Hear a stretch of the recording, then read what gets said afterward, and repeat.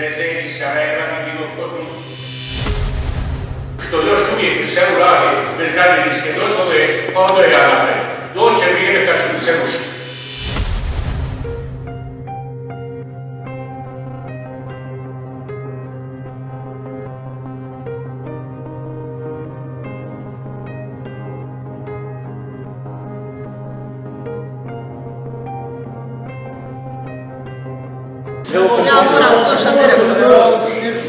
Nalazimo se ispred Doma kulture mesne zajednice Pržići, gde očekujemo početak sastanka sa predstavnicima firme Adriatic Metals, u čije vlasništvu se i nalazi ovaj površinski kop. Tema i razgovor vezano za odlaganje otpada iz površinskog kopa, koji bi se nalazio na lokaciji koju smo malo pre snimili, selo Daštansko, gde se vrši iskopavanja. Sve informacije koje imamo su nezvanične prirode i od strane ljudi koji žive i rade u ovoj okolini postoji sumnja da odlaganje tog otpada može izazvati u najmanju ruku ekološku katastrofu, a u pitanju i zdravlje ljudi koji žive u neposrednoj blizini.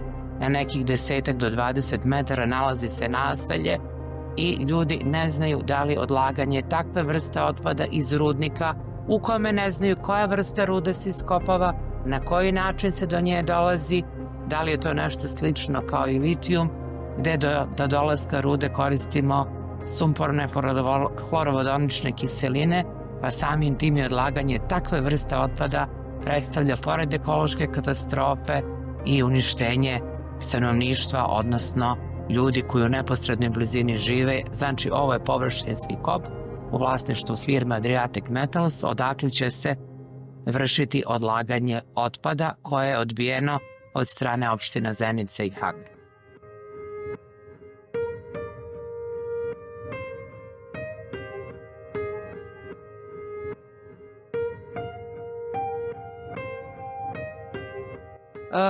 Kako imamo nezvanične informacije, to je jedino što i meštani znaju, da se ovde radi veliko iskopavanje kako bi se iz rudnika koji se nalazi u neposrednoj blizini, koji je u vlasništvu kompanije Adriatic Metals, vršilo odlaganje otpada iz rudnika. Mi možemo vidjeti koje su razmere ovih iskopina i da će to biti sve prenatrpano tim otpadom iz rudnika. Nije sporno da se skladišti otpad, ali da znamo koje vrste, šta se iskopava u rudniku, s obzirom da je velika hajka i u susednoj Srbiji gde se narod digao na noge protiv litijuma. Zenica, Kakanj su odbili da se na njihovim lokacijama skladišti ovaj otpad, s obzirom da ovo selo broji par desetina stanovnika, naravno da se ta količina kuća i eto tako reći ljudi verovatno vlasnicima smatra nebitnim. Nemamo još odgovora, prisustvovat ćemo sastanku, ne znamo da li će iko od čelnika iz firme Adriatic Metals prisustvovati na sastanku. Sve su ovo nezvanične informacije, sve su ovo rekla kazala priče ljudi koji ovde žive, ali s obzirom da je ovo njihova svakodnevnica, ne sumnjam da krajnje vode računa, ali morate razumeti, postoji opravdani strah da ljudi ne žele da se obrate i da govore pred kamerama, jer plata u ovoj firmi je jedini izvor prihoda ovim ljudima. Zato, nažalost, će verovatno ovaj prilog ostati uskraćen za izjave ljudi koji ovde žive. Ja ih razumem, ali ako je ovo okej, onda je sve ostalo okej. Ovaj sastanak je trebao da bude pojašnjenje svega onoga što ovim ljudima koji žive ovde nije jasno. Ako je ikom išta jasnije nakon ovog sastanka, ovo mi liči na onu epizodu iz Nadrealista, ovo nije radioaktivno, ovo je malo radioaktivno. Činjenica je jedna da Zenički ZEDO kanton i Ministarstvo zdravlja dalo podatke da najveći broj obolelih od karcinoma i leukemije dolazi sa ovih područja. Ne mora da znači da je to vezano za sva ova dešavanja. Ja razumem da postoji više interesa, da ljude rade svoj posao. Pretpostavljam da su gospoda koji su prisutni inženjeri geologije, geodezije, rudarski inženjeri, da su vrlo stručni. Ne sumnjam u bilo koju vrstu ispitivanja ispitivanja što su radili, kako su radili, ali ako je Zenica odbila odlaganje, ako je Kakanje odbio odlaganje, verovatno postoji neki razlog. S obzirom da ovde živi, evo, koliko ljudi, koliko sedi ovde, meni je apsolutno jasno da se milioni neće zaustaviti radi toga što će se neko ovde nakašljati. Možda je ovo moj govor glup, možda idiotski, ali mislim da nije korektno prema ovim ljudima govoriti jezikom hemije. A poznato li da su sulfati, sulfidi, cijanidi i sumporna jedinjenja zabranjena još u Ženevskoj konvenciji.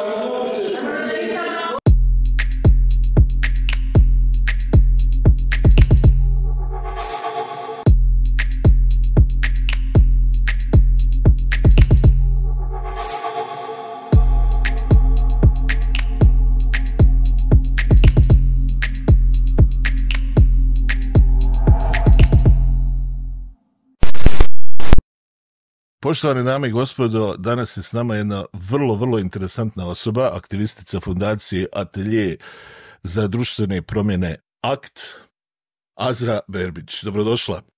Hvala lijepo, bolje vas našla. Ja ću odmah uko s tobom, kako to već kod nas je tradicija. Ko rudari u našoj zemlji, ko gubi, ko dobija, ko planira velike projekte, kreni. U Bosni i Hercegovini i regiji, sve me interesuje. Da, u Bosni i Hercegovini regiji rudare velike strane rudarske kompanije. Ako ne rudare, imaju plan da rudare. U Bosni i Hercegovini trenutno imamo jedan aktivan rudnik. Naravno, kad govorimo u ovom kontekstu o rudarenju, ne govorimo o našim rudnicima uglja koje imamo širom Bosne i Hercegovine već više od 100 godina, nego govorimo o rudnicima koji ovdje otvaraju strane rudarske kompanije, gdje oni rudare takozvane kritične mineralne sirovine, odnosno... Dozvoli, molim te. Znači, kad si mi rekla to, kritične mineralne sirovine, to isto kao da si mi rekla ništa. Znači, da li mi imamo uopšte razlog da budemo zabrinuti kada se spomene ta formulacija? Pa trebamo... Upravo sam htjela da kažem. Prostim jezikom rečeno, u najvećem broju slučajeva te mineralne sirovine su metali, uglavnom teški metali. Sama riječ teški metal ljudima daje asocijaciju, ja vjerujem da je to nešto potencijalno toksično, da može utjecati na životnu sredinu, na život, zdravlje ljudi, vodu, šumu, zrak, tlo. I to, nažalost, u većini slučajeva jeste. To nas i uči iskustvo svjetsko. Kad govorim svjetsko iskustvo, mi u našoj regiji imamo sad prisutne strane rudarske kompanije kao što je Rio Tinto, koja ima interes da rudari u Srbiji i vrlo agresivno nastupa s tim interesom i veliki je pritisak na tamošnje društvo zbog toga. A to je jedna rudarska kompanija koja je nama pokazala u svijetu da joj se ne može vjerovati. Zašto joj se ne može vjerovati? Zato što su oni širom svijeta gdje god su rudarili, da kažemo u lijepo, kršili ljudska prava, prava radnika, zagađivali životnu sredinu, ostvarivali ogroman profit, a zajednicama ostavljali malo ili ništa. Jedan od najpoznatijih primjera je rudarenje Rio Tinta u Papua Novoj Gvineji, gdje su oni, nažalost, uslijed njihovih rudarskih aktivnosti desio se građanski rat koji je trajao jako dugo, više od 20.000 žrtava je bilo je sistemskog silovanja, nasilja, gdje je država protiv svog naroda vodila borbu. Kako je to moguće, molim te? Pa moguće zato što je to, nije to samo pitanje Rio Tinta, postoje brojne velike globalne rudarske korporacije koje nastupaju kapitalistički širom svijeta, u zajednicama koje nisu dobro razvijene, koje su uglavnom siromašne, gdje nema vladavine prava, dakle gdje je lako potkupiti, gdje je lako korupcija cvjeta, gdje ljudi su ojađeni i prepušteni sami sebi i onda su lahko potkupljivi, razmišljaju od danas do sutra. Ali hvala Bogu mi živimo u državi u kojoj su ljudi nisu tako lako potkupljivi, pa imamo li mi stvarno razloga za brigu kada se najavi neki ala Rio Tinto ili Rio Tinto pod nekom drugom krinkom, o čemu ćemo sad pričati, da.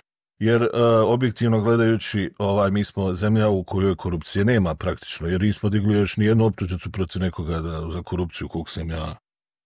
Da, nemamo ta iskustva. Da, ako gledamo na papiru, mi smo država vladavine prava, tačno. Demokratije, demokratskih vrijednosti, slobodnog učešća javnosti. Nažalost, to nije stvarna slika, mi to jako dobro znamo, mi nemamo tu vladavinu prava. Nažalost, živite u jednoj bajci, bilo bi lijepo kad to bila stvarnost, ali nažalost nije. Da, ne samo vlasti, nego nažalost i ljudi koji obnašaju različite funkcije i u institucijama, koji znači ne smjenjuju se kako dolazi i odlazi vlast, su podložni korupciji, mitu, podložni su dilovima i talovima i to je dokaz, nažalost, društvo tako ovo funkcioniše upravo zbog tog što je ojađeno, što je to postalo norma i što se to tako, kako kod nas kažu ljudi, radi, a to tako ne treba da se radi. I zbog tog, ovo što se nagovijestili, mi trebamo biti zabrinuti, zato što i kod nas velika je priča da u Srbiji taj Rio Tinto, ali to nije samo stvar Srbije i nije samo pitanje litijuma, ti teški metali, odnosno te, kako ih zove svijet, kritične mineralne sirovine su različite, njih ima više od 30 i njih postoji dosta, rezerve tih kritičnih mineralnih sirovina postoje širom Bosne i Hercegovine i naše regije. Samim tim, naravno, postoji interes rudarskih kompanija da one ovdje rudare, jer je to izuzetno unosan posao, zagarantovano unosan posao, ali za rudarske kompanije, ne za lokalne zajednice i za države. Iako oni nas pokušavaju uvjeriti da je to drugačije. Dobro, oni su nosioci demokratskih promjena, oni uvjeravaju nas, već ima preko 50 godina da smo mi bili na stramputici, međutim ovo danas što živimo, ovo je ipak jedno sasvim drugo društvo, demokratsko, uređeno, divno, pa stoga kad mi neko kaže da ima takve namjere da nešto eksploatiše, sama riječ, i kad koristi takve floskule kao, možete ponoviti još jedan put, minerali, ja to ne mogu... Kritične mineralne, meni se kosa na glavi digne. Sad, postavlja se pitanje, razlog vaših dolaska ovdje. Zašto se meni kosa bi trebala eventualno dići kada spomenemo Bosnu i Hercegovinu konkretno u tom kontekstu? Pa evo, upravo napravila sam put. Prva činjenica jeste to da Bosna i Hercegovina ima izvore ovih kritičnih mineralnih sirovina koji su interesantne. Sad to izgleda rudarskim kompanijama, ali ne samo rudarskim kompanijama, nego i stranim ekonomijama koje ovise od tih mineralnih sirovina, odnosno različitih vrsta ovih metala kojih kod nas ima. Samim tim imamo neke geopolitičke interese, odnosno da neke strane vlade, države imaju interes da te kompanije ovdje rudare kako bi se ti metali uvozili jer su lakše dostupni. Moment, mora sad. Znači, geopolitički interesi, kažete, strane vlade, pa ako oni imaju interese, što oni to ne rade u svojim zemljama? Pa, to je vrlo zanimljivo pitanje. Možda da se vratim... Sjajnih pitanja. Ovo je zaista sjajno pitanje. Možda da se vratimo korak nazad da damo ovaj geopolitički kontekst. U Evropi mnogo industrije ovisi o ovim kritičnim mineralnim sirovinama, dakle o različitim metalima. Ali nemamo aktivnih rudnika na tlu Evrope. I kad govorim o Evropi, primarno govorim o Evropskoj uniji kao takvoj. I sad, godinama unazad i decenijama unazad, Evropska unija je bila u velikoj mjeri ovisna da uvozi te sirovine, odnosno gotove, nekad i obrađene, kao što su na primjer u obliku litijumske baterije koja se koristi za automobile, koristi se za telefona, različitu vrstu industrije, ili već obrađenu tu sirovinu koji god je metal, iz Kine ili iz Afrike, u najvećoj mjeri. Da.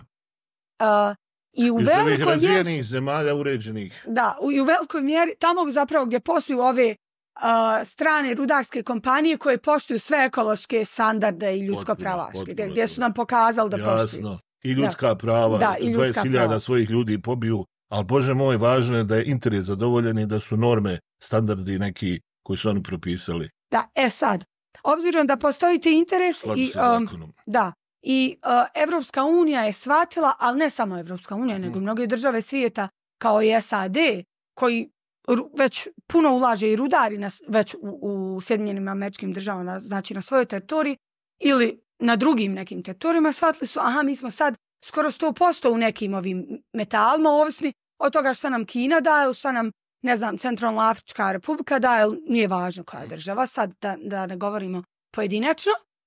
I shvatili su da oni moraju smanjiti tu ovisnost.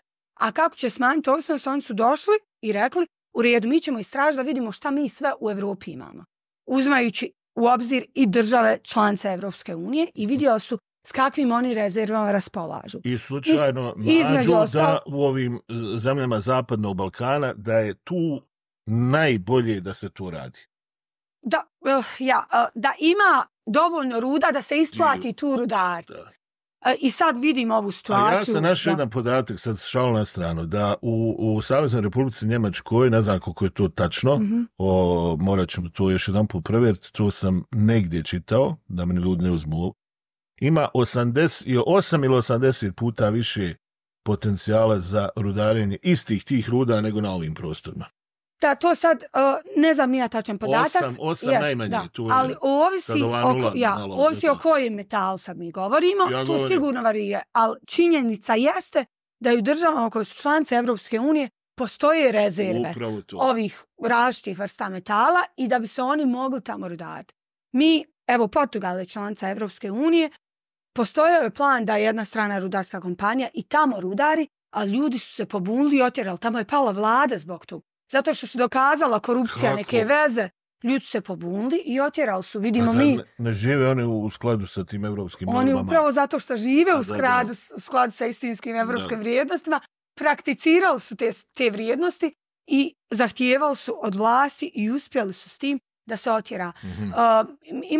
Bilo je u Evropi još nekih slučajeva. U Rumuniji, Bugarskoj je bio isto jedna strana velika rudarska kompanija koja je htjela u jednoj velikoj dolini koja je prirodno vrijedna da rudari i onda je postojao bukvalno tužba, međunarodna medijacija. Znate, kad se ne tuže više na nekim našim domaćim sudovima, već neko iznad tijelo tuži i on su tužili državu.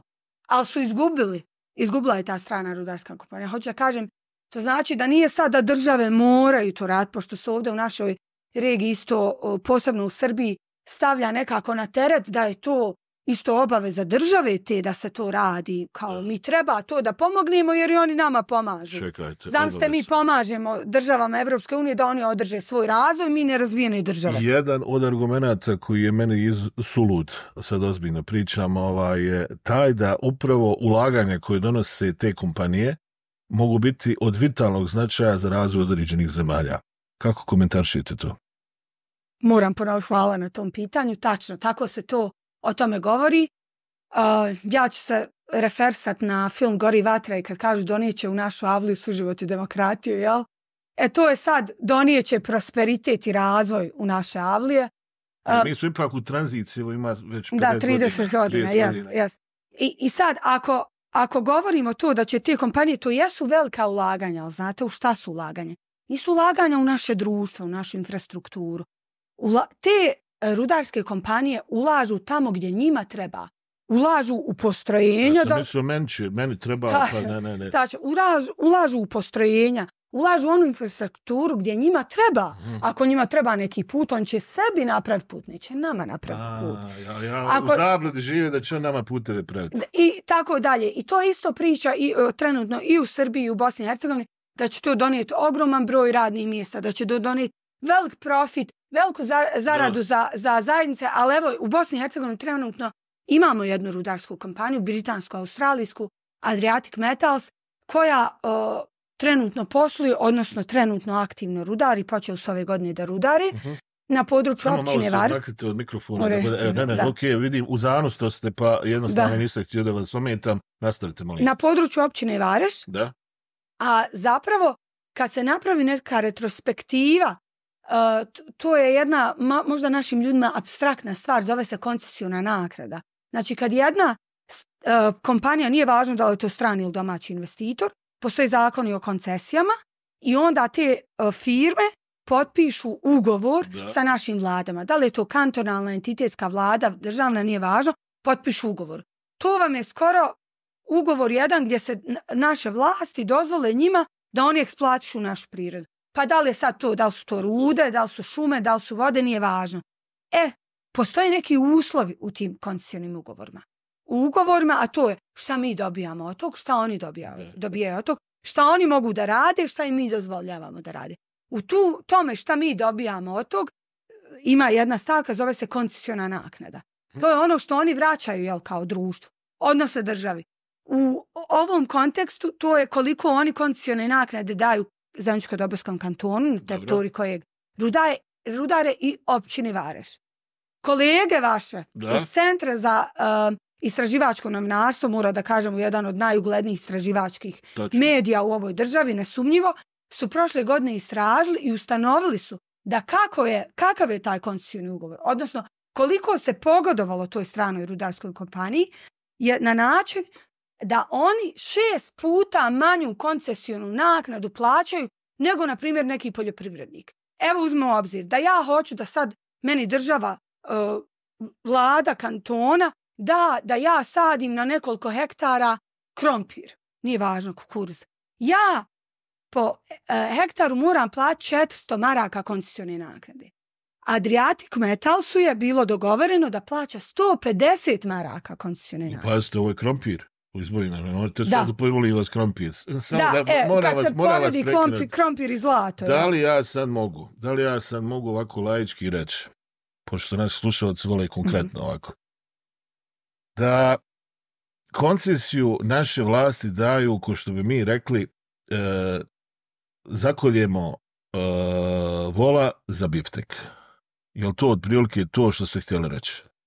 Yes, ovako da nas narodski ljudi... što bi naš narod rekao. Znači, da li ćemo mi ikad za 150 maraka i koliko sad, hajde da kažem, na šta se to sve odnosi i da li je to po vama fair, pošto nisam iz te branše, pa sad vas pita, ali mi miriše mi nekako, ako je krompir 400, nekako 150, nekako mi to malo zbunjuje. Jasna je logična slika omjera. A oni vade zlato, a mi vamo, mislim, jedemo krompir. Ne vade, mislim, vade cink, bakar, između ostalog i zlato, tačno, jest, između ostalog i zlato. Ili ne vade? Da, a šta je sad? Nije sad problem sa ovim rudarskim kompanijama koji su već tu ili koje će da dođu, imaju interes da dođu. To je inače problem u Bosni i Hercegovini sa svim koncesijonim ugovorima. Za šta god se da li je to sad kamenolom, da li je to mala hidroelektrana, da li je to velika hidroelektrana. Ima li tu kriminala? Mi nažalost nemamo dokazano kriminala, ali sasvim nesumnjivo je da ga ima. Mislite da bi ja vidim ove kamenolom recimo u Jablani što se desilo, pa čovjek nema dozvolu, nema ništa, odjednom niko više ne priča o njemu ko da ga ni Bog nije dao. Odjednom ja gledam, evo vozim se ovdje po okolini Sarajeva, evo ovdje na Širokači kod nas, došlo je do tektonskih poremećaja. Aktivirane klizišta. Niko ne odgovara, znači to su neki ljudi koji jednostavno imaju možda malo drugi pristup zakonodavstvu nego mi. Jer jednog dana kada bi se recimo ta Širokoća štropoštala i došla do katedrale dole, prvo bi bilo ljudskih žrtava. Evo vidjeli smo kakva se tragedija desila u Jablanci. Ima li iko da zaustavi to? Ima li iko da vodi računa o tome? I možemo li mi samo na osnovu tih naknada? I zašto mi ne eksploatišemo? I to me je živo interes. Da, ja odgovorit ću prvo na ovo pitanje. Oprostite, malo dozvolio sam sebi. Naše vlasti na svim nivoima su dužne da osiguraju da mi imamo neki ravnopravan omjer. Ako će procjenjuje se da će, na primjer, Adriatic Metals rudarenjem u Varešu za ovo vrijeme koliko je planirano prihodovati oko 5 milijardi konvertibilnih maraka. Čega? 5 milijardi konvertibilnih maraka. To je procjena. Mi ne znamo, oni mogu i više. Prihodovati. Da. A ako su oni uložili nekoliko stotina miliona nije važno maraka ili eura koji nisu njihove pare iz njihovih džepova, nego su dobili kredit Evropske banke za obnovu i razvoj, pa su iz tog kredita to, što imaju pravo, naravno, to je, oni kao bilo koja strana kompanija i domaća, ima jedan cilj, što je vrlo jasan i transparentan, i oni to ne kriju, a to je profit, da oni zarađuju. Ali ono što treba biti cilj naš s druge strane, kad kažem naš, mislim naših vlasti, ljudi koji nas vode i koji moraju štititi naše interese, naša prava, našu životnu sredinu, jeste da mi, ako ćemo već dati nekom naša prirodna bogatstva, da eksploatiše, da mi dobijemo jednako toliko, bar jednako toliko. To, nažalost, nije slučaj. Nije slučaj ni kad je domaći investitor, ni kad je strani investitor. U Bosni i Hercegovini nije važno. I ovo, kao što ste spomenuli, u Jablanci. Zašto se to dešava? Zato što postoji očigledna neka sprega ljudi u vlasti koji pogoduju takvim kompanijama. Znači, kažem ponovo, ne samo indicije, mi ne znamo. Da, ali nažalost, eto, kao moglo bi se negdje nazrijeti da nisu baš regularne radnje. Pa, evo i ako nisu, evo da kažemo da čak nije ni to slučaj, evo, čak nije. Mi vidimo da naši političari, ugledni, na visokim pozicijama, premijeri kantona, federacije, vlada, zagovaraju takve projekte i podržavaju otvoreno. Mi smo imali federalnog premijera, vidite, Adriatic Metals je u 3 navrata posjekao visoko vrijednu šumu. To je sve dokumentarno. Sad ovo nije rekla, kazala. Znači imamo kantonalnu upravu za šumarstvo koja je izašla na teren 3 puta i ustanovila golu sjeću na 3 lokacije. Gdje su oni rekli, mi se zbunili, posjekli ovu šumu. Šta bi se desilo da ja sad dođem s motorkom i tu da jednu buku posjećate, završili biste u zatvoru. A ovdje imamo sasvim... Godinu dana se nije ništa desilo. Ništa se nije desilo. Dobro, možda oni u skladu sa nekim evropskim normama koji su nama strane rade, ali nema veze, idemo sad dalje, ne mogu više biti skakacićan. Šta mene ovdje duboko interesuje? Jedno interesantno pitanje. Mi znamo da na tom terenu postoje ti minerali, jel? Tako da ih nazovem. Da, to je tačan stručan izraz. Zašto mi dozvoljavamo da to radi neko drugi ako je profit od 5 milijardi, znači mi direktno taj profit guramo nekom drugom u džepove, zašto nismo u stanju da nađemo mi put, možda da država osnuje neku svoju kompaniju, da nađe možda neki privatnik, ima ovdje ljudi. Mislim, time bismo ojačali ekonomiju, time bi novac zadržali u Bosni i Hercegovini. To bi bila neka razumna priča i domaćinski odnos prema rođenoj državi. Jel se slažete? Slažem se, baš ste to lijepo rekli. To nedostatak vizije naše politike koja nas vodi ovih 30 godina je rezultat ovo. Mi imamo rezultat ovo. Da onda ako god dođe, šta god ponudi, mi obje ručke prihvatamo. Ponovo kad kažem mi, mislim vlasti. Mi nemamo neku državnu strategiju kojom ćemo mi odrediti, ovo su naši resursi. Pa evo ako govorimo o ovim rudama, mineralima, mi imamo to, tu i tu. Evo šta ćemo mi uraditi. Pa onda da se pita javnost, je važno da se napravi referendum, državna javna rasprava. Za 5 milijardi. Da svi se uključe. Akademska zajednica, ne potkupljena akademska zajednica, kao što u Srbiji tvrdi Rio Tinto da ima 100 neki naučnika. Imamo, ali moram da kažem da imamo i izuzetno odgovornih članova akademske zajednice koji podržavaju naše borbe i sa stručne strane neki od najprestižnijih naučnika, najcijenjenijih iz naše regije, iz tih oblasti, nama pomažu u ovoj borbi i upravo se bore naukom. Divim vam se. Sa takvom energijom, s takvom snagom, ovo je patriotizam. Ovo je patriotizam i ovako bi trebali da svi razmišljamo. Na stranu što se mi iz muke šalimo. Da. Nama je već odavno jasno da u ovoj državi nas vode ljudi koji apsolutno ne gledaju interes nas kao globalnu sliku, nego gledaju svoje lične interese i onda nam se dešavaju ovakve stvari kakve nam se već dešavaju. Ali šta je problem? Nije stvar što će tih 5 milijardi otići u džepove nekih kompanija, nego što ostaje trajna šteta koja je nenadoknadiva, a jedino što imamo još ovdje su prirodna bogatstva i to mi ćemo ostati ovdje. Mi volimo ovu zemlju. Ima li još tih patriota? Ima li još ljudi koji se ovdje osjećaju kod kuće? Pa ljudi, zar vam nije žao?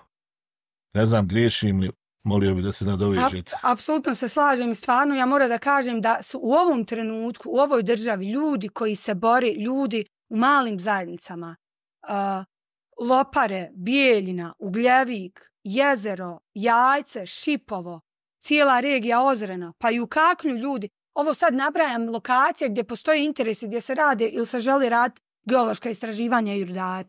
I ljudi širom ove države koji se bore da sačuvaju naše rijeke, šume, ne znam, Karton revolucija, Konjuh, ljudi širom u Hercegovini koji brane rijeke i sliva Neretve.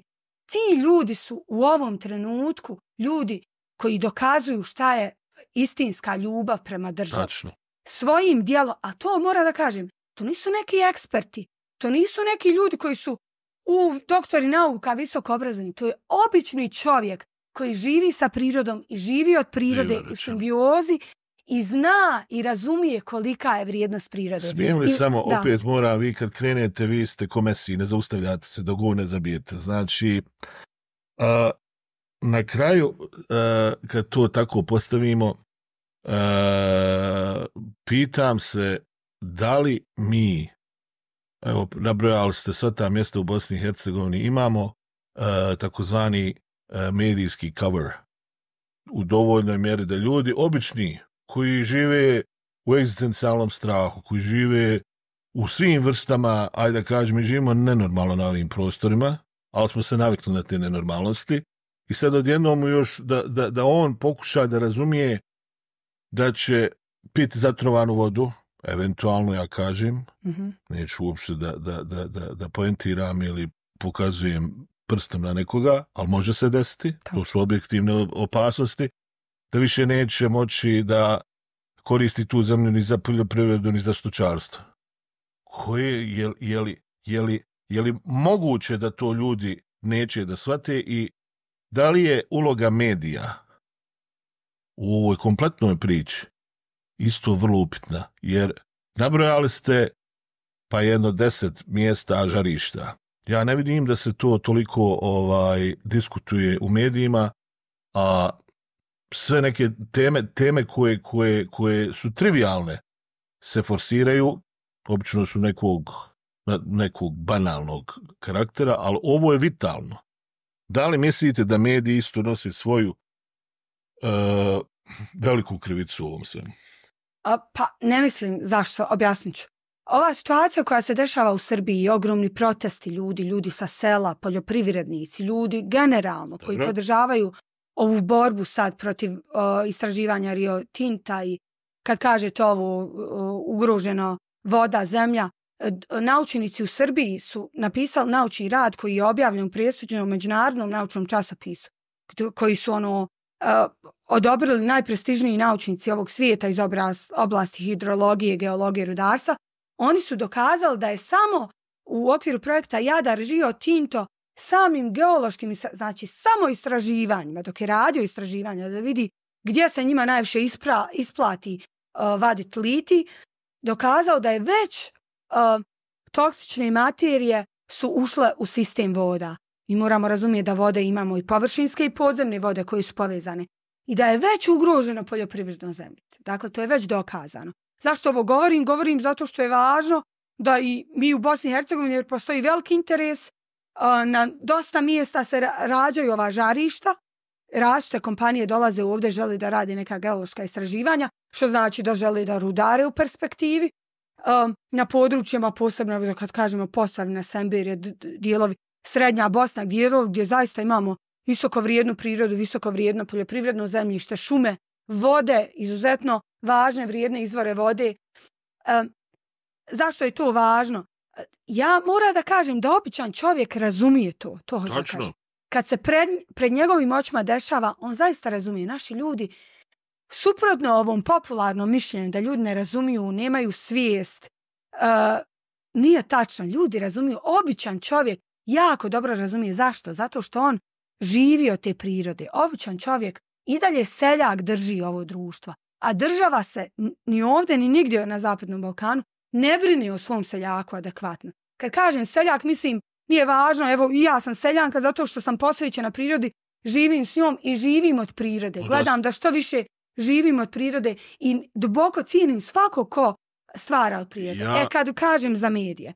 Zašto? Moram da kažem da iskustvo aktivističke borbe za zaštitu okoliša u Bosni i Hercegovini, pa i u regiji, ali posebno u Bosni i Hercegovini, nas uči da mi zaista, bez obzira na, evo da kažem, vlasničku strukturu medija, opojenost također, šta god, kako god to kažemo, mi smo zaista imali veliku podršku naših medija.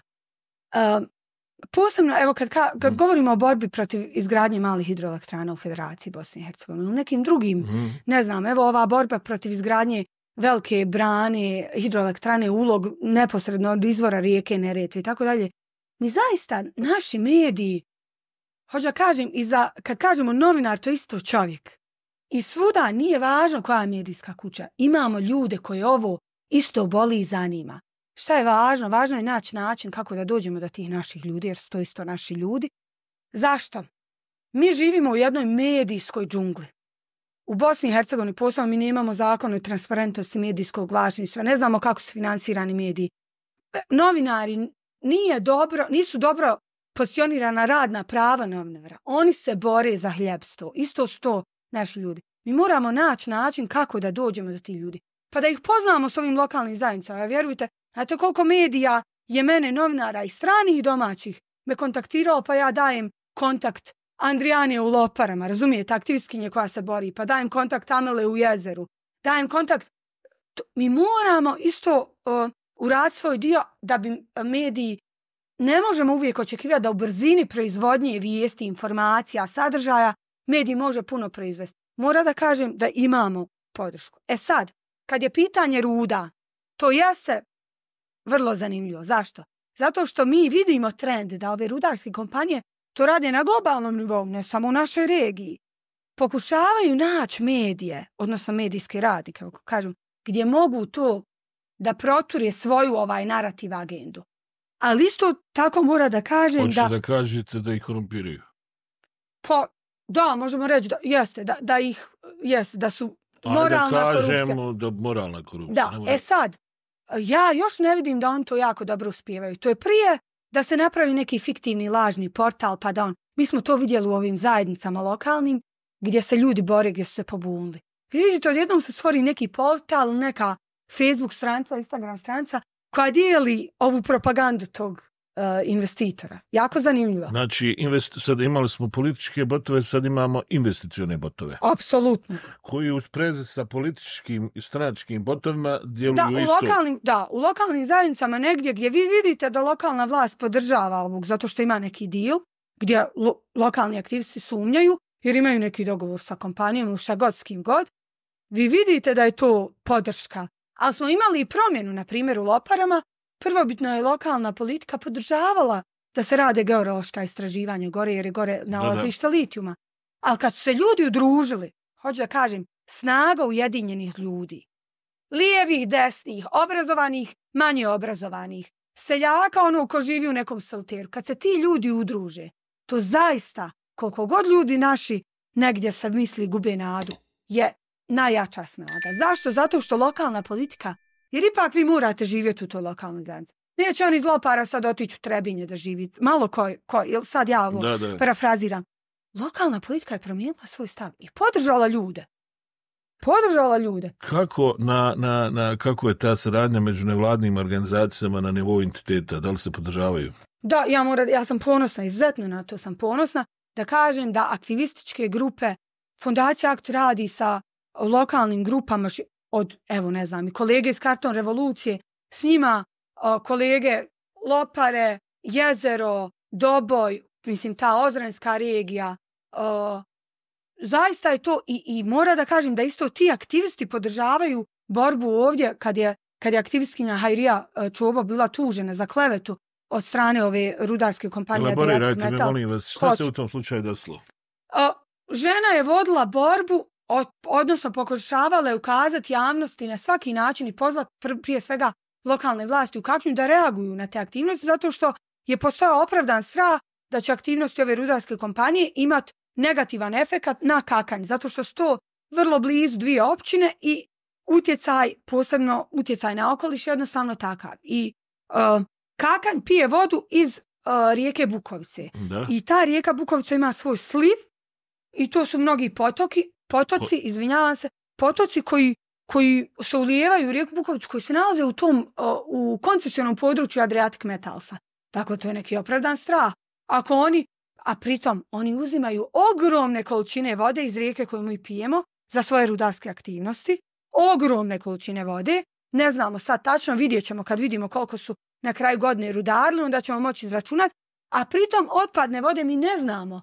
Ali u njihovim okolišnim ovim studijama i okolišnim dozvolama u jednu od pritoka su dugi, ne znamo da li je to još uvijek slučaj, ali velika je vjerovatnoća da otpadne vode isto puštaju u vrući potok koji je pritoka ove Bukovice. Hajmo sada da jedno pitanje koje je vrlo interesantno. Nisam, izvinite, završila. I onda je ta kompanija zbog tih njenih aktivnosti, glasnog govora, tužila nju za klevetu. Ona njima narušava ugled, iznosi neistine i tako dalje. A šta hoću da kažem, šta je jako važno na konto ovog pitanja? Saradnja aktivista. Samo nastavite. Svi aktivisti iz cijele Bosne i Hercegovine, ali ne samo i Bosne i Hercegovine, Srbije i Crne Gore su se udružili da pruže podršku Hairiji. Javno iznoseći izraze solidarnosti, podrške. Mi smo jednu radili kampanju međunarodnu, regionalnu, ali globalnu, gdje su specijalni UN-ovi izvjestitelji za slobodu izražavanja, stanje ljudskih prava aktivista isto rekli, ovo se radi o slep, to su klasične slep tužbe, su tužbe gdje vas neko ko je moćnik, da li je to političar, investitor, kogod nije važno, pokušava utišati i hoće da vas zabavi o svom jadu, što bi naš narod rekao, a to je da se vi bavite tužbom, a ne borbom. I mi smo imali zaista izuzetno, nikog nije bilo briga, je li to Hairija Čoba u Kaknju ili je, ne znam, Adriana u Loparama, razumijete? Ili je Ivan Bijelić i Jevđenje, u Srbiji, Jevđenje Dimitrijević u Srbiji. Moram da kažem da je to jedna jako važna, jaka stvar, da aktivisti iz Srbije, obični seljaci iz ovog doline Jadra su dolazili u Bosnu i Hercegovinu i pružali podršku aktivistima, običnim ljudima. Mi to zovemo aktivisti, ali to su sve obični ljudi koji su se iz potrebe da zaštite svoj dom, budućnost svojih generacija, svoje djece, usprotivili ovim aktivnostima koje nisu dovoljno transparentne, mi ne znamo šta se radi. Ljudi, nažalost, opravdano zbog naše historije 30 godina ne vjeruju našim vlastima, zbog nepovjerenja vlastima, usprotivili su se ovim projektima i bore se, i dalje se bore, iako nije lako. To je zaista jedna sizifovska borba, a ljudi su udruženi i zajedno rade. Ja se nadam da će mediji još u većoj mjeri, mi imamo veliku pažnju međunarodnih medija, moram da kažem, sve veću dolaze međunarodnih mediji. Za ovaj slučaj Adriatic Metalsa ja moram stvarno ovom prilikom da se zahvalim medijima. Koji su to i medijski? Centar za istraživačko novinarstvo, Inforadar, zaista sad ne mogu. Mnogi lokalni mediji, Kliks, mnogi mediji gdje se govori svašta o njima, zaista su izvještavali kada je Hairija bila tužena, pratili njen slučaj. Onda su pratili ovu situaciju kad aktivisti reaguju. Bravo, to je odlična stvar. Zaista, buka, kapital. Mislim, ja sad ne mogu, i žao mi je što se ne mogu svih medija sjetiti, ali zaista sjajni, ozbiljni mediji koji prate ovu situaciju. Imamo dosta tih nekih medija koji su izrasli iz ovih borbi gdje su ljudi odlučili, znaš šta, ja ću sad da pratim baš aktivističku borbu. Šta rade ljudi na terenu? Pa ima taj portal Antikorupcija, pa Jajca online. Znači neki lokalni mediji koji imaju snažan utjecaj u lokalnim zajednicama prate ove borbe i čak i konsultuju obje strane, ali zaista, moram da kažem, daju sliku našim ljudima, građanima, daju da dođe informacija do njih, što je jako važno. Ja se nadam da će se to nastaviti, iskreno i vjerujem. Mora spomenuti jedan specifičan portal Naratorium, sjajna dva novinara, Alena i Harun, koji rade specifično okolišne piše, koji se bave lopovlukom, kriminalom u okolišu, kako se rasprodaju šume, rijeke, kako se zagađuju, rudarenje, sjajne. Znači, mi zaista imamo, ja sam ponosna na to. Pa evo i vi ovdje, koji nama dajete sad priliku da govorimo o ovoj temi, na ovaj način. Al Jazeera također, koja je obradila temu Rio Tinta, ja sam gostovala u njihovim emisijama, pa su njihovi novinari radili specijalne priloge i tako dalje. Moram da kažem, i novinari su bili mnogo izgubljeni u ovoj temi. I ne možemo očekivati da novinari budu eksperti. I u početku se to vidjelo, da su malo izgubljeni, da ne znaju kako, šta, da tome priču, ali jednostavno ljudi su se isto posvetili jer su vidjeli da je ovo jedno važno pitanje i sad su počeli da se bave tim. Ja se nadam da će se to nastaviti tako, a ne da će prevladati moć kapitala, nego će prevladati moć pravde i ljudi i ujedinjenih ljudi u ovoj borbi. Ja iz Gorog, hoću da vam pitam, sjajno ste ovo elaborirali, pitanje, uticaj, koliko je bitan faktor voda u ovom rudarenju? Jer po koje količine vode su uopšte potrebne i kako se te kasnije toksične vode namjeravaju negdje skladištiti, da kažem tu laički. To je po meni jedno od krucijalnih pitanja. Da li imamo odgovore na to? Jer... Pa, da, zanimljivo je to, zato što su ove kompanije gdje god one rudare, čak i kad rade ova geološka istraživanja, znači prije rudarenja, ovaj korak, kad gledaju, oni isto moraju raditi studije utjecaja na okoliš, što se tako zove. Jer ja sam čitao da upravo to je Papui Novoj Gvineji određene rijeke su isušene skroz. Ili potpuno uništene, zauvijek zagađene. Skroz, znači to je strašno. Zato vas pitam, mi kao zemlja vode, ima vode. Jesmo, da. Imamo li tu sad razlog da se brinemo, jer ti rudnici će eksploatirati tu vodu. Tačno. Molim vas, objasnite mi kakve reperkusije to ima na našu vodu i šta se tu uopšte može negativno desiti, čega se trebamo čuvati. Evo, spomenula sam malo prije ovaj slučaj Jadre i da su dokazali već naučnici da već je utjecalo na vodu na tom području. Sad, kad uzmemo, imamo tu dvije stvari. Vi ste to dobro primijetili. Znači, prvo, kakav će biti utjecaj voda otpadnih koje nastaju, a drugo je ili samog rudarenja. Ako postoji, na primjer, litijum je vrlo lagan metal i on lako dolazi u vodne tokove. Spaja se sa vodom. Isto postoji mnogi drugi teški metali koji su takvi, koji imaju takvu. I onda lako ulaze u vodne tokove. Mi to ne vidimo, razumijete? A to je to, zato pitam. To je prva stvar. A druga je stvar, ovo što ste vi jako dobro primijetili. Koliko se vode naše, koju mi pijemo, koja je nama potrebna, koristi da bi se obrađivala ruda za ove rudarske aktivnosti. Nisam ekspert, ali kad sam se pripremao za ovo, vidim da je to jedno od ključnih pitanja. Nisam vas htio prekidati jer stvarno osjećam ono ko što Englezi kažu passion, stvarno govoriti iz ubeđenja i stvarno je užitak slušati tako jednu mladu osobu da govori iz srca, jer ovo je tema koja se nas svi utiče. I zato ja možda postavljam nekad pitanja koja nisu strukovna, pitanja su narodska, da bi narodu to približilo na najadekvatniji mogući način. Ma to su pitanja kojima se i struka bavi. To također, tako da vi to jako dobro, vrlo jako dobro. I struka možda na malo kompleksni način, ali to je to. Ovo što vi pitate je to i čime se struka bavi. Ogromne količine vode su potrebne da bi se rudarilo. Ogromne količine vode koje mi pijemo. Evo ja ću da kažem, Adriatic Metals, oni koriste vodu iz rijeke Bukovice, direktno iz rijeke koju cijela općina Kakanj kojom se napaja. Mi pijemo tu vodu. I kakve to reperkusije može imati? Ove godine su bile historijske suše. Bravo. Historijske suše. Znači mi ako vidimo da možemo govoriti ovako ili onako, ali klimatska kriza, mi vidimo posljedice klimatske krize. Mi nemamo zime više. Da, nemamo zime. Koliki je nivo snijega na našim olimpijskim planinama svake godine sve manji, strašno manji. Dakle, mi nemamo vode koje zadrže, a da kažemo da pritom kroz aktivnosti ovih rudarskih kompanija sjeća se visoko vrijedna šuma. Jedna bukva odrasla čuva do 500 litara vode. Znači, čuva je od... ja isto nisam šumarska inženjerka, ali znam jer su me naučili profesor koji slušam. Znači, ako mi sjećamo šumu, ako uzimamo vodu za ove rudarske aktivnosti, a još potencijalno mi ne znamo kako se tretiraju te otpadne vode koje ima različitih vrsta. Vi imate otpadne vode koje nastaju direktno iz jalovine, ima otpadne vode iz eksploatacije, iz obrade rude, pa otpadne vode od toga što imate stotine i stotine kamiona dnevno koji prevoze to gdje se spušta, ne znam, ulje to, pa prolazi kroz taj materijal, jalovinu, odnosno rudnu sirovinu, pa to prolazi, to sve ide u naš okoliš nazad. Kako? Mi sad u ovom trenutku, nažalost, ne znamo kako se tretiraju te. Koja su najnegativnija iskustva, pošto ste izuzetno učitani u tu materiju i svijeta, jeste vjerovatno morali neke paralele vući, da ne pričamo stvarima, da ne volimo špekulisati. Tačno. Dok ne budemo došli do konkretnih podataka, to niti je novinarski, niti je okej. Nije ni etično. Nije etično uopšte i ne želimo na bilo koji način bilo koga optužiti ukoliko nemamo dokaze. Znači, imate li bilo kakve informacije koje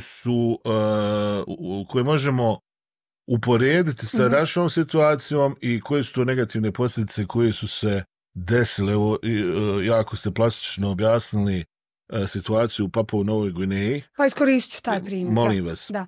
Ali prvo bih rekla, ja sam kakanjka. Ja sam iz Kaknja. Desetine hiljada mojih sugrađana i sugrađanki iz straha. Sad, da li on opravdan ili nije, to ćemo vidjeti. Vrijeme će pokazati. Koga se boje? Ne, iz straha da je voda nije sigurna za piće, ne piju vodu iz sistema javnog vodovoda.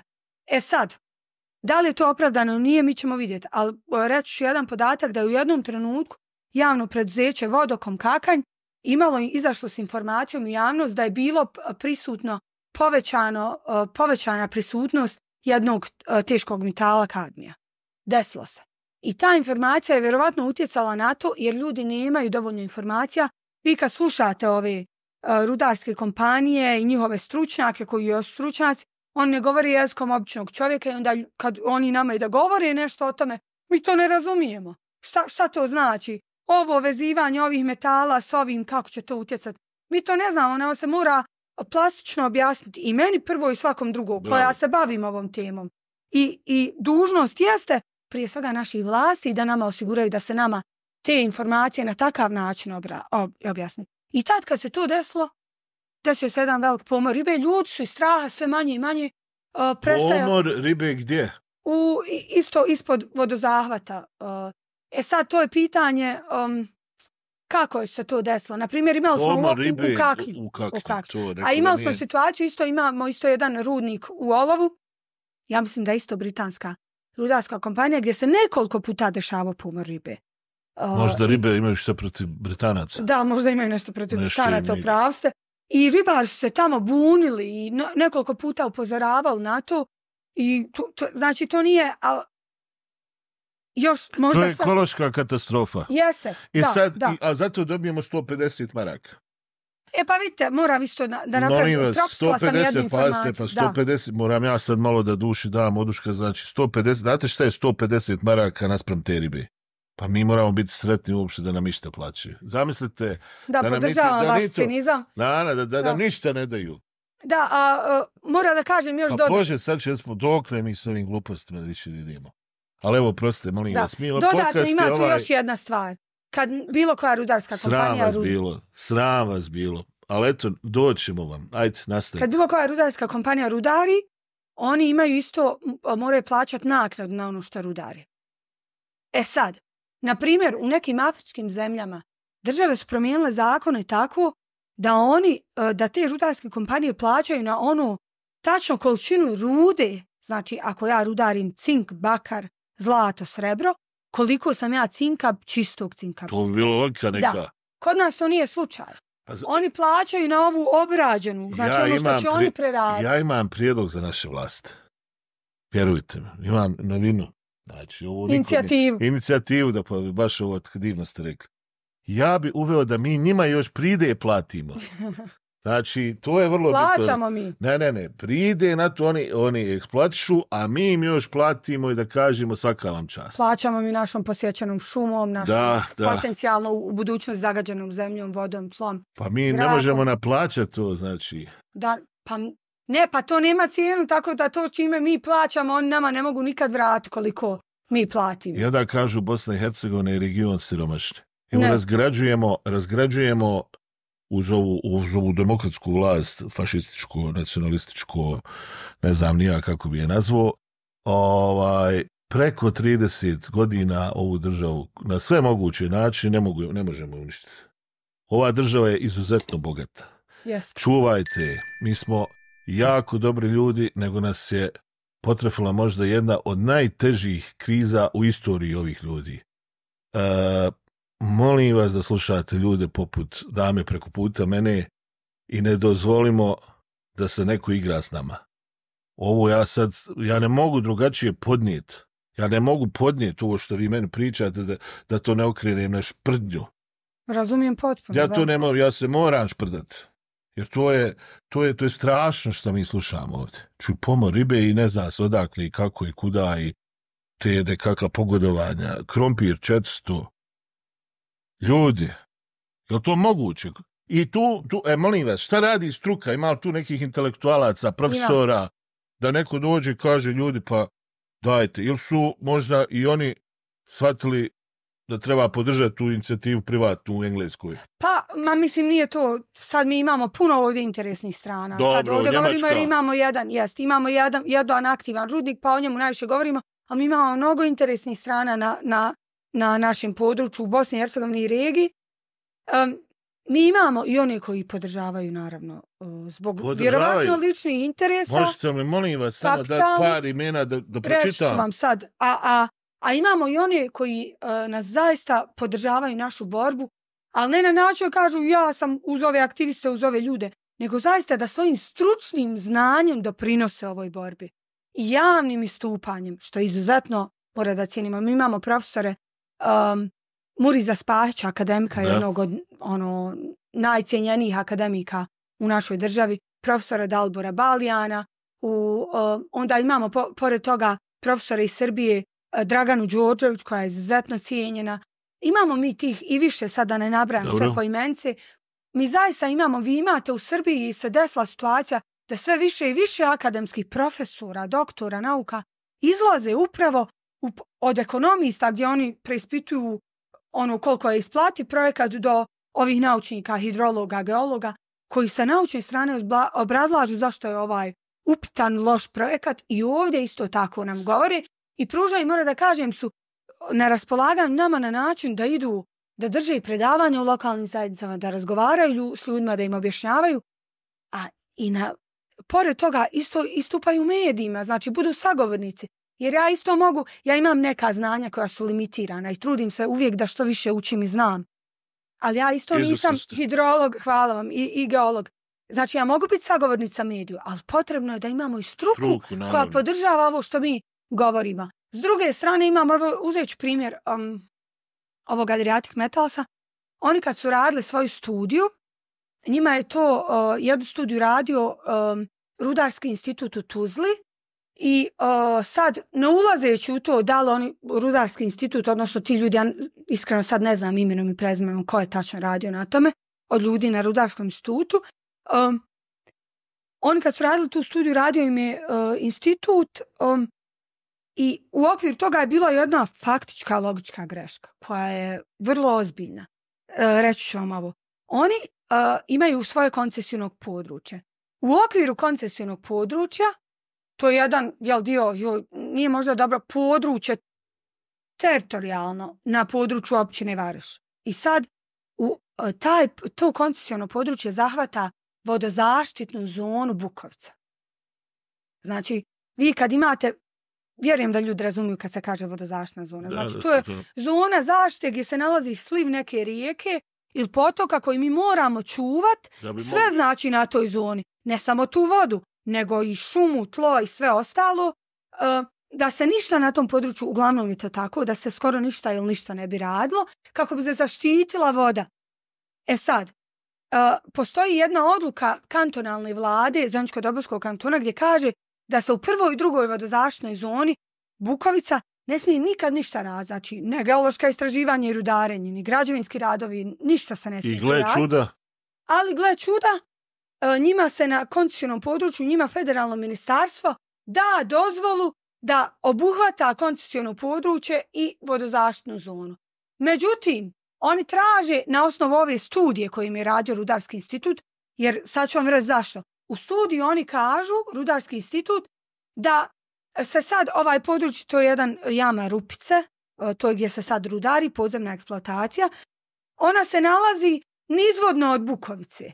To tako plastično sad objašnjava. Kao ne obuhvata, neće utjecati ni na koji način. Možda stvarno i neće. Ali činjenica, možda sad u ovim okolnostima neće. Mi ne znamo. Ali činjenica da je Rudarski institut koji nije izašao na teren, očigledno, jer da je samo izašao na teren, vidjeli bi da sve, cijeli sliv Bukovice je okolo tog područja gdje se rudari, nalazi i onda javno preduzeće Vodokom iz Kaknja kaže, mi vama nećemo dati saglasnost ovom Adriatic Metalsu, jer smo mi unajmili profesora geologa koji je izašao na teren i ustanovio da to nije tačno. Mi smo to znali, ali mi smo unajmili stručnjaka koji nama to potvrdio da to nije tačno, da se nalazi u prostoru vodozaštitne zone, mi vam ne damo saglasnost za to.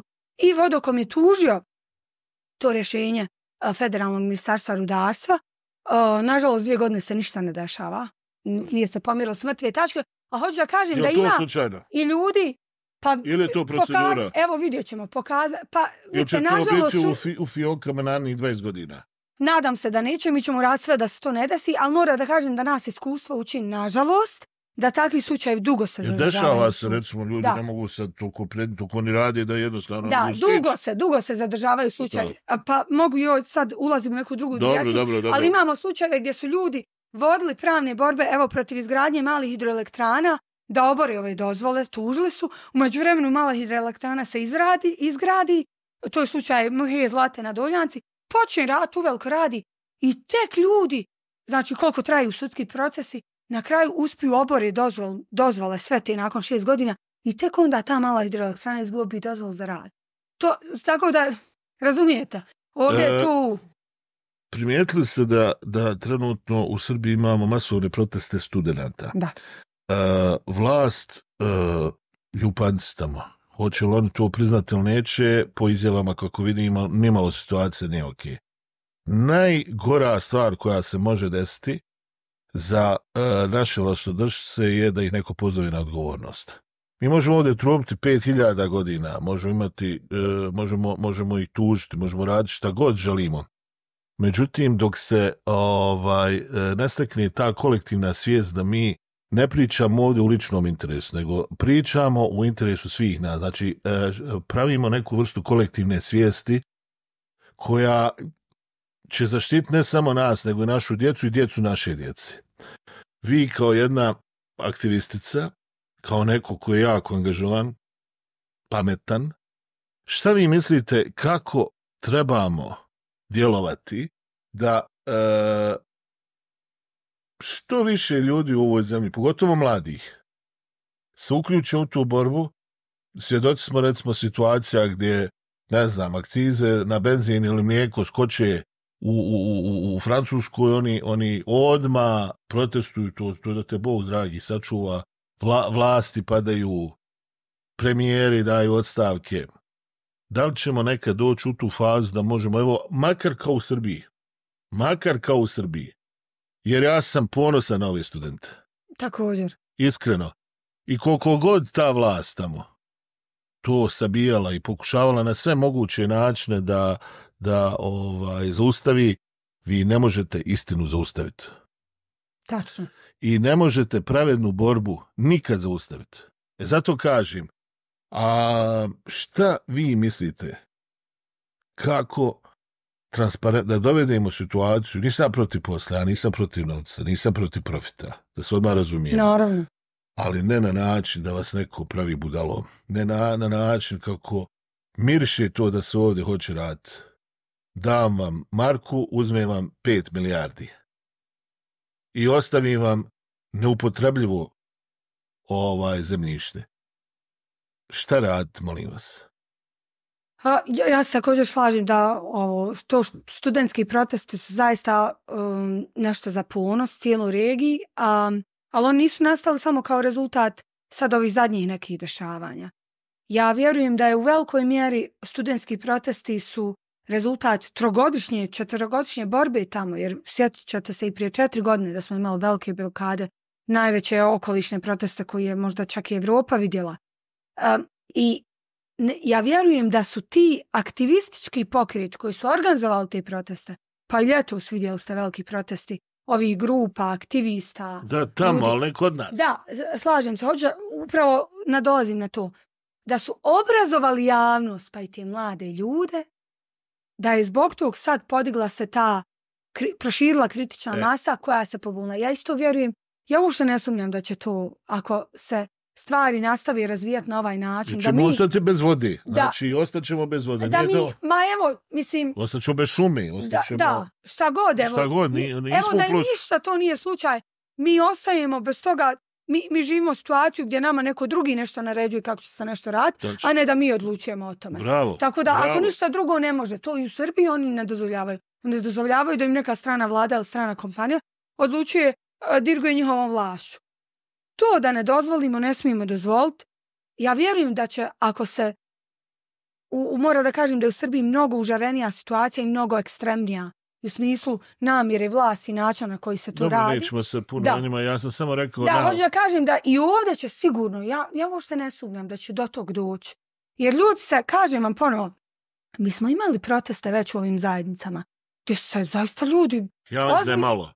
Naravno, ali za te zajednice... Sad će neko reći da mi ovdje huškamo na nikakve protesti, nego jednostavno... Pa vidite, protest je osnovno ljudsko pravo na protest. Odmah će se javiti ovi botovi, odmah te počnu zatrpavati. Pravo na protest je osnovno ljudsko pravo. Svako ima pravo na miran protest. Hvala. Tako I da... miran protest bazira na faktama, činjenicama, znači ovdje su egzistencije ljudske u pitanju. Pitanje naše budućnosti. Budućnost naše u pitanju. Nemamo 15 budućnosti, imamo jednu.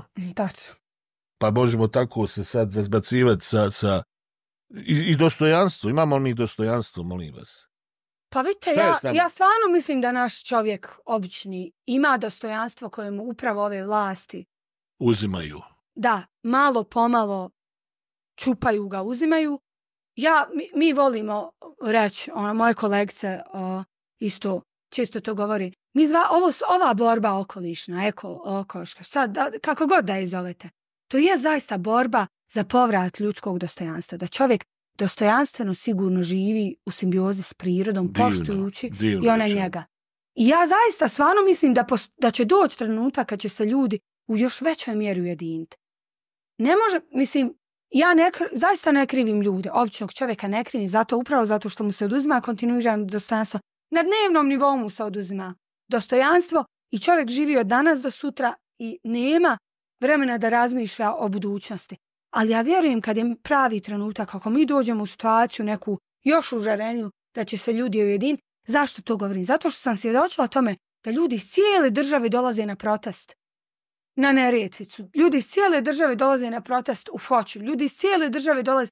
To možda ne izgleda mnogo na Sutjesku, u Lopare, u jezero, u Jajce. To možda ne izgleda mnogo.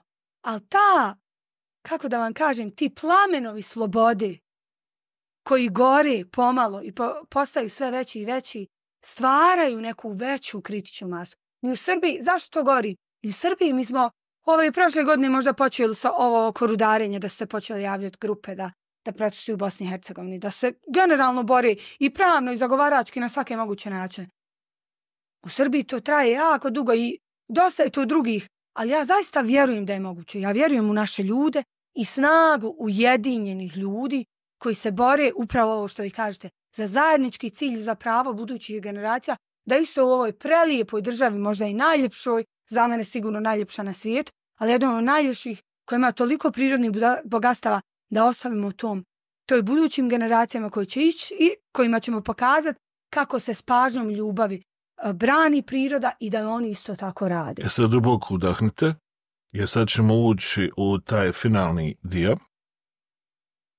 Šta, po vašem cijenjenom mišljenju, sada uraditi da bismo jednostavno, koja je poruka ovog današnjeg podcasta, koja je poruka tim kompanijama koje namjeravaju da rade u Bosni i Hercegovini, jer mi nismo protiv radova, koja je poruka našim vlastima, da li je možda vrijeme da se opametimo pa da mi počnemo raditi u domaćinski, da li je vrijeme da se, kako raditi transparentno, milion pitanja imam. Ali pošto ste vi ta koja barata činjenicama, faktima, recite mi šta je, nabacali smo ljudima svašta, šta se trenutno dešava, nekakvi tamni oblaci se nadvijaju, jesu li tamni ili će iza njih doći sunce, mi to ne znamo, ali imamo pravo da sumnjamo. Tačno.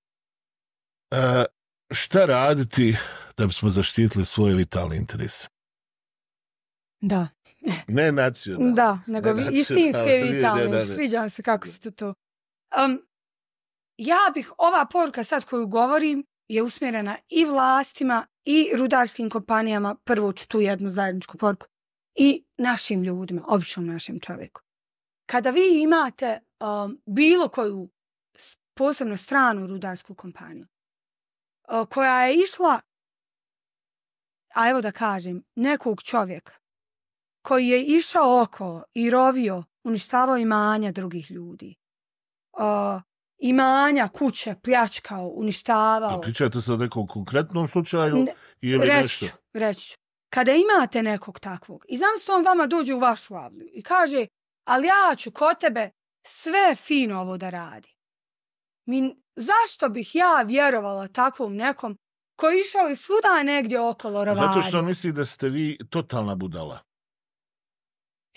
Mi ne smijemo da. I zato što nema ovo je više retoričko pitanje. Da, i zato što on misli da je toliko superioran, moćan, da vas može pod broj 1 kupiti, a druga je stvar da vi nemate apsolutno nikakve etičke, moralne vrijednosti, dostojanstva mi je nikakvo, pa ovo računa sa tim, hajde napravimo neki deal. Ja bi tako to ovako laički rekao. Da. I ako sad ovu analogiju prenesemo na ove rudarske kompanije koje decenijama unazad širom svijeta prouzrokuju građanske ratove, ne poštuju nikakva prava ljudska, uništavaju potpuno okoliš. Ostala sam malo prije dužna u Papua Novoj Gvineji.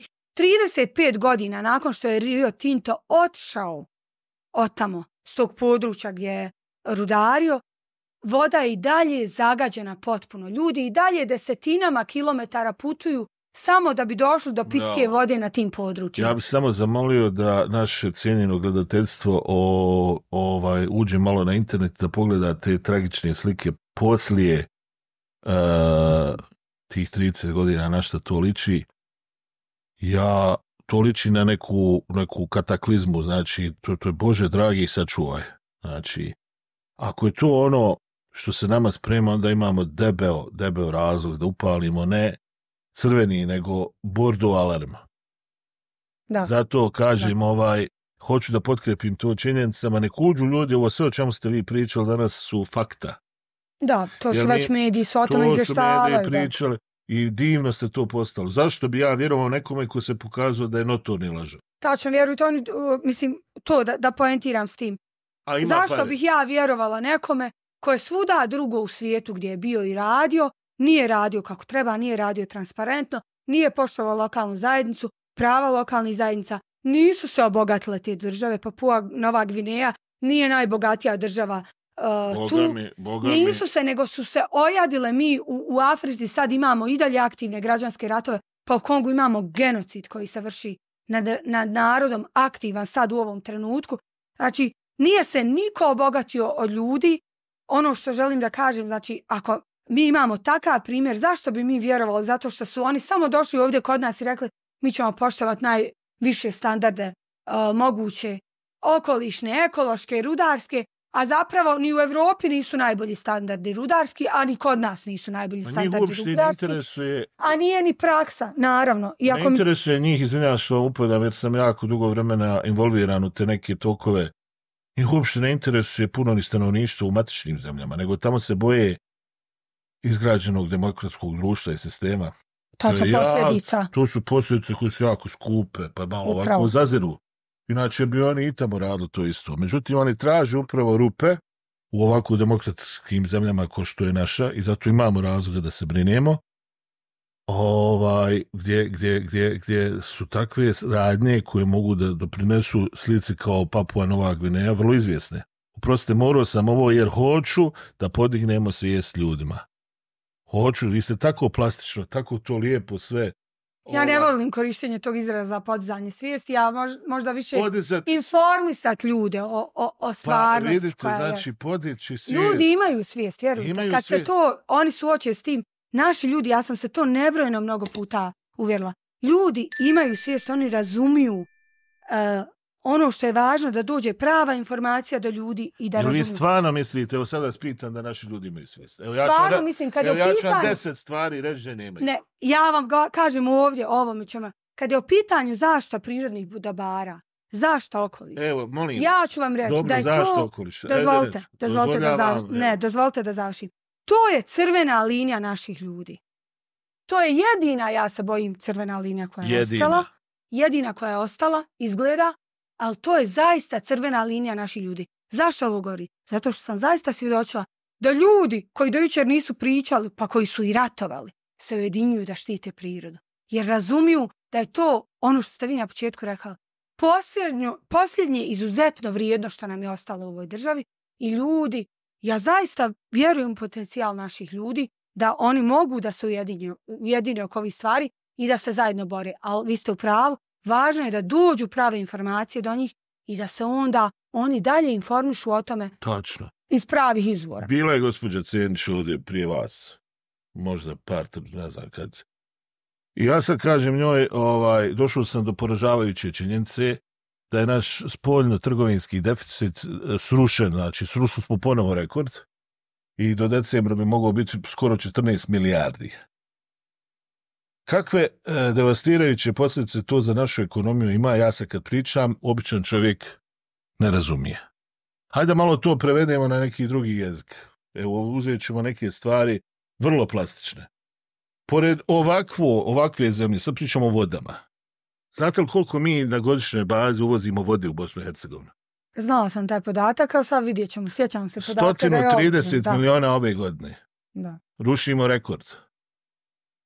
Je li to potrebno? Da li je neko... Da nije potrebno. Pa je li to nedostatak svijesti ili nedostatak informacija? Pa ljudi ne uređuju vanjsko-trgovinsku i unutrašnju trgovinu. Običan čovjek ne uređuje tu politiku. Ajde pričamo o sljedećim stvarima. Šta našim čovjeku kaže galopirajuća inflacija? Vi govorite ovdje... Ja vam govorim, mi moramo raditi. Ja nisam ekonomski ekspert. Možda u tom polju sasvim sigurno mi moramo podizati svijest, jer evo ni ja prva ne razumijem dovoljno tu oblast. Ja vidim šta je u redu i šta nije. Znam šta je ispravno, šta nije ispravno. To vam je kada vam ja dam 1000 maraka, a ti 1000 maraka nakon 4-5 mjeseci ili nakon 5 dana ili 10 dana zavisujući od stope inflacije, ti 1000 maraka vrijedi 600. Kako, evo, zar niste vidjeli da je vlada federacije utvrdila ove mjere? Ja sam vama uzeo 400 maraka. Onda ljudi govore, joj, pa kako te naši, da ne možemo ništa stići, ovako i onako. Niko ne priča ekonomiji, sad da ne ulazimo, niko ne priča o temama koje su vitalne za ovo društvo. A onda dođemo recimo u situaciju da imamo da za plan rasta odbijemo tih 70 miliona, vjerovatno ste involvirani u te stvari, zato što nisu mogli da se dogovore oko broja za pomoć. Vjerujte, taj plan rasta se ovdje predstavlja kao slamka spasa, isto ovo doneću u našu avliju. Nisam, ali ja bi uzeo dinar, ja bi uzeo marku, ali ne 70 miliona. Slažem se, ali evo šta je sa svim donacijama? Šta je sa svim donacijama koje su došle za vrijeme poplava sad ovdje u ovu državu? Gdje je taj novac završao? Je li znate da je parlament federalni imao hitnu sjednicu 40 dana nakon poplava? Je li to pitanje za mene ili za vas? Pa nije za mene. Pa ja govorim, sad govorim znači da nemamo svijest, da nas pljačkaju, da nam uzimaju pare na sve moguće načine i da mi sjedimo i ovdje i kažemo zato mi nemamo svijest. Ja se bojim da ljudi imaju svijest, ali su izgubili snagu i možda vjeru da mogu mi. Ali mi smo sad otišli skroz neku drugu temu koja nije moja, zato se suzdržano komentaršijem. Kao obična građanka i kao žena koja živi među normalnim, običnim ljudima, ne ovim visoko privilegovanim, koji nije briga što je ova prosječna potrošačka korpa 3000 maraka, jer im to ništa ne znači. Sjajno. Ja znam da ljudi to vide i razumiju samo od svoje borbe za preživljavanje. Nemaju snage da još uzmu i da se bore. Ja se nadam, ja vjerujem da će to vrijeme doći. Ja vjerujem. Ako ništa, evo kažem ponovo oko ovih okolišnih, jer sam mnogo puta posvjedočila, kažem ponovo da se ljudi ujedine tamo gdje nikad ne biste očekivali da ljudi zajedno idu i brane prirodu, brane svoju rijeku, svoju šumu, svoju livadu, šta god daje. Jasno. I ponovit ću to možda 3. 4. put. Ja zaista vjerujem u snagu jedinjenog čovjeka i snagu akademske zajednice, stručnjaka i medija koji pomažu ovu borbu, odnosno šire istinu i prave informacije. Vjerujem u snagu jedinjenja ljudi, mladih, starih, manje bogatih, iz sela, iz grada, od svuda, manje obrazovani i više obrazovanih, koji se ujedinje zajedno združeno, zajedničkom pameću, zajedničkom snagom, zajedničkom voljom, mogu mijenjati stvari. Naravno. Mi smo dokazali to već u ovim okolišnim borbama da je to moguće. Zašto to se ne bi moglo ponoviti? Ja vama dajem punu podršku, nemojte vi krivo sad, samo hoću da kažem da je konstantna edukacija čudo i da moramo raditi na tome. Nisam uopšte htio da umanjujem značaj svega što ste rekli, čak naprotiv mislim da odavno nisam nekoga sa toliko entuzijazma, snage, žara, volje, znanja sreo i stvarno mi je čast što ste došli danas u Balkan Rules, jer ove teme su, opet kažem, vitalne. Ja ću pitati našu režiju koliko je, dokle smo?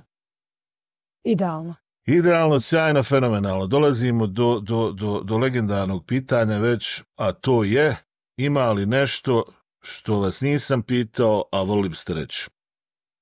Pa mislim da ste me stvarno sve pitali i to je rijetko da mi se desi kad razgovaram sa novinarima, ali